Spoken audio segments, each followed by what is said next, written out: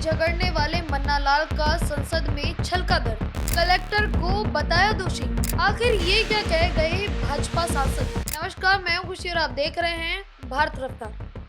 राजस्थान की राजनीति में इन दिनों एक नई जंग छिड़ी हुई है और ये जंग नेताओं और विपक्षी दलों के बीच नहीं बल्कि एक सांसद और एक कलेक्टर के बीच छिड़ी हुई है। उदयपुर से भाजपा सांसद मन्ना लाल रावत, जो अक्सर अपने बेबाक अंदाज के लिए जाने जाते हैं, वे संसद में बेहद भावुक होते नजर आए। दरअसल मौका था लोकसभा के शून्यकाल का, लेकिन मुद्दा था प्रतापगढ़ का विकास।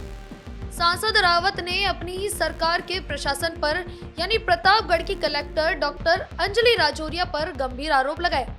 उन्होंने कहा कि कलेक्टर अहंकार और दंभ में चूर है, जिसके कारण आदिवासी क्षेत्र के विकास कार्य ठप पड़े हुए हैं। सांसद रावत का दर्द उस समय छलका जब उन्होंने बताया कि डीएमएफटी यानी जिला खनिज फाउंडेशन ट्रस्ट के तहत 54 विकास कार्यों को राज्य सरकार ने मंजूरी दे दी थी, लेकिन कलेक्टर की कथित हठधर्मिता के कारण उनमें से एक भी शुरू कार्य नहीं हो सका। माननीय यशस्वी प्रधानमंत्री जी विकसित भारत 2047 का सपना लेकर चल रहे हैं और हम सभी के लिए वो बहुत अनुकरणीय है।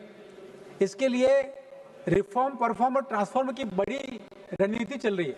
उसी का एक परिणाम है कि एमएमडीआर 2015 में संशोधन करते हुए डीएमएफ का गठन किया है और डीएमएफ को लागू करने के लिए जिला स्तर पर कलेक्टर की अध्यक्षता में एक गवर्निंग काउंसिल गठित हुई है। वो गवर्निंग काउंसिल जब गठित हुई तो भारत सरकार ने प्रधानमंत्री खनिज क्षेत्र कल्याण योजना लागू की। उसके सूत्र के तहत वो ये बॉडी गठित हुई है, लेकिन उसकी कार्यकारी एजेंसी भी कलेक्टर की अध्यक्षता में।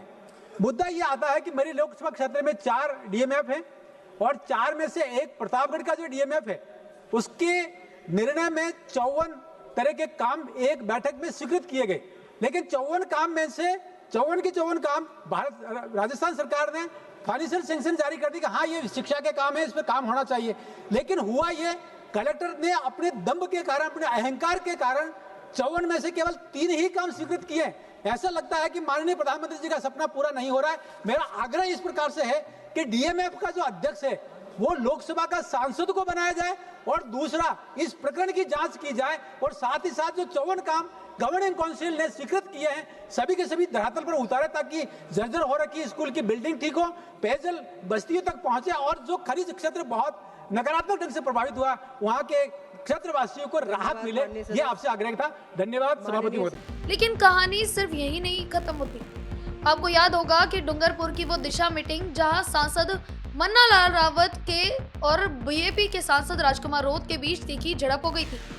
उस वक्त राजकुमार रोत ने क्षेत्र के मुद्दों पर रावत को घेरा था और बहस इतनी बढ़ गई थी कि मर्यादा की सीमाएं भी लांघ दी गई थी।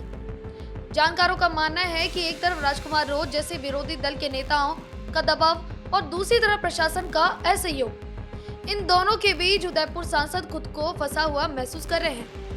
यही कारण है कि अब उन्होंने कलेक्टर के खिलाफ मोर्चा खोलते हुए सीधे दिल्ली में गुहार लगाई है। हालांकि सिक्के का दूसरा पहलू भी है। कलेक्टर डॉक्टर अंजलि राजौरिया ने भी मुख्य सचिव को 19 पन्नों की चिट्ठी लिखकर सांसद पर अमर्यादित भाषा और तथ्यों को तोड़ मरोड़ने का आरोप लगाया है। उन्होंने स्पष्ट किया है कि वे नियमों के दायरे में रहकर काम कर रही हैं। अब सवाल ये है कि इस ईगो क्लैश में आखिर पिस कौन रहा है? तो वो पिस रही है प्रतापगढ़ की जनता। क्या केंद्र और राज्य सरकार इस प्रशासनिक गतिरोध को खत्म कर पाएगी? क्या मन्ना लाल रावत की शिकायत पर कलेक्टर के खिलाफ कोई एक्शन होगा? आपकी इस मुद्दे पर क्या राय है? हमें कमेंट बॉक्स में जरूर बताएं और बने रहें हमारे साथ।